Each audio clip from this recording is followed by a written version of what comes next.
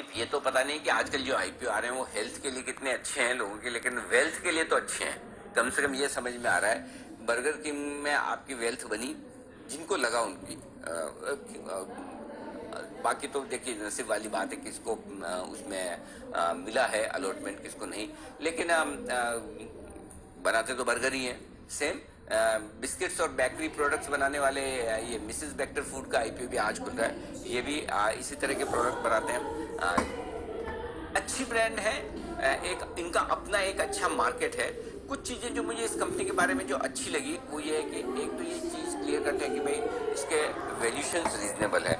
मतलब ऐसा नहीं कि बहुत महंगा है। अगर आप दूसरी कंपनियों को इसी स्पेस की लिस्टेड कंपनियों के साथ इसे कंपेयर करें, खाने पीने की चीज़ों वाले प्रताप स्नैक्स वगैरह हुई, नेस्ले ब्रिटानिया वगैरह, क्या नेस्ले ब्रिटानिया तो बहुत बड़ी कंपनियाँ हैं इसके मुकाबले में, निफ्टी की कंपनियाँ हैं, तो वैल्यूशन रीजनेबल है। बहुत सस्ता नहीं है तो बहुत महंगा भी नहीं है। पहली चीज़ ये तो इस मार्केट में रीजनेबल वैल्यूशन भी ठीक है।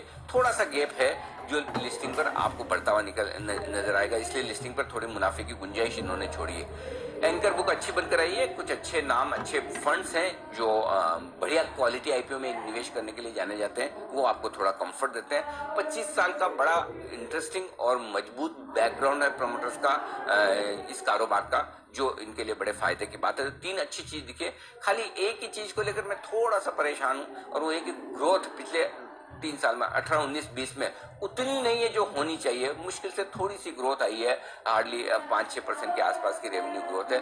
थोड़ी ग्रोथ और बेहतर हो तो बढ़िया। आई डोंट नो, अब आईपीओ के बाद हो सकती है, या फिर मार्केट बड़ा कॉम्पिटिटिव है। हालांकि 2020 का साल इस कंपनी के लिए बहुत अच्छा रहा, लेकिन मैं जनरली जब आईपीओ आता है ना तो मैं उस साल के डेटा और उस साल की परफॉर्मेंस को ज्यादा वो भाव नहीं देता, ज्यादा उसको वेटेज नहीं देता, क्योंकि आपको पता है ना कि शादी के दिन दूल्हा हो या दुल्हन दोनों एकदम सज धज कर तैयार रहते हैं, और उसी दिन इसीलिए उसको राजा कहा जाता है भाई, कि उसी दिन जितना खूबसूरत दिखता है उतना कभी नहीं दिखेगा। दुल्हन का भी वही हाल है। वैसे ही आईपीओ के वक्त कंपनियां जब आती है तो पूरी सज धज कर आती है, अपनी बैलेंस शीट को चमका कर, ग्रोथ को जितना जो बढ़िया से बढ़िया डेटा प्रेजेंट कर सके वैसी आती। तो एक आध साल की परफॉर्मेंस को थोड़ा आपको ना डिस्काउंट करके देखना चाहिए किसी भी कंपनी के लिए। मैं इसी की बात नहीं कर रहा हूँ, किसी भी कंपनी के लिए, तो उसको छोड़ दो।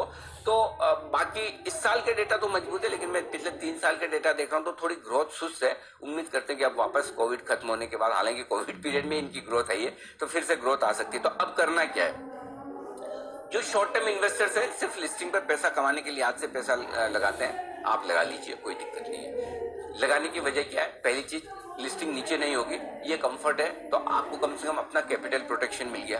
दूसरी चीज, रीजनेबल रिटर्न मिल जाएगा। अब रीजनेबल रिटर्न की डेफिनेशन अलग अलग हो सकती है। मेरे ख्याल से अगर लिस्टिंग पर 25-30% से ज्यादा रिटर्न मिलता है तो बहुत बढ़िया रिटर्न है, कोई दिक्कत नहीं, और उतना मिल जाना चाहिए आराम से, दिक्कत की बात नहीं। हो सकता है ज्यादा भी मिले, ज्यादा मिले तो बहुत बढ़िया, ना मिले तो आप 25-30% की भी उम्मीद रखकर चलें तो कोई गलत नहीं है। लेकिन मुझे लगता है कि अच्छा रिटर्न आपको लिस्टिंग पर मिल सकता है, और लिस्टिंग पर रिटर्न कमाने के लिए आज से पैसा लगा लीजिए। ये तो बात हो गई शॉर्ट टर्म इन्वेस्टर्स की, जिन्हें लिस्टिंग पर 1-2 दिनों में बेच के निकलना है, ठीक है।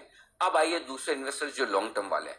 लॉन्ग टर्म वाले इन्वेस्टर्स को भी लगाना चाहिए मेरे हिसाब से, 2 वजह से। पहला, इश्यू प्राइस के नीचे जाने के चांस नहीं के बराबर है स्टॉक के लिए, वैल्यूएशन गैप थोड़ा सा छोड़ा है, तो उस लिहाज से आपके लिए कुशन तो बन जाता है। अगर आप लॉन्ग टर्म इन्वेस्टर हैं, आपकी कैपिटल प्रोटेक्टेड है कि भाई उससे नीचे जाने के, और लिस्टिंग अगर ऊपर हो गई तो फिर आपका काम खत्म। तो ऐसे में आपको लिस्टिंग पर के साथ साथ कुशन मिल जाएगा, और उस हिसाब से आप लॉन्ग टर्म के लिए भी पैसा लगा सकते हैं। तो दोनों ही तरह के इन्वेस्टर्स, शॉर्ट टर्म इन्वेस्टर्स और लॉन्ग टर्म इन्वेस्टर्स, दोनों ही पैसा लगा सकते हैं इस आईपीओ में। जी जी।